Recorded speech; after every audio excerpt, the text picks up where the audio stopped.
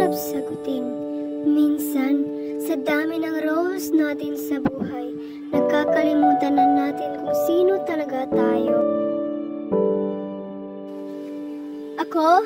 Isa akong babae na patuloy na lumalaban sa hamon ng buhay.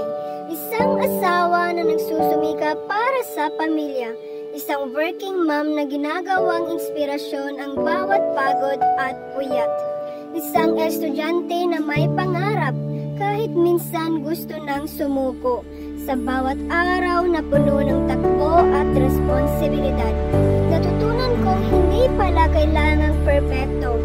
Sapat na ang magpatuloy. May mga gabing umiiyak ako sa pagod. Sobrang hina ng aking katawan at isipan. Pero bukas, gigising pa rin ng maaga at babangon para sa mga taong umaasa sa akin. Ang aking anak, asawa, at ng aking mga pasyente, mga batang inaalagaan at syempre, ng aking pangarap. Kasi ganun yata talaga kapag may dahilan ka para lumaban. Sino ba ako?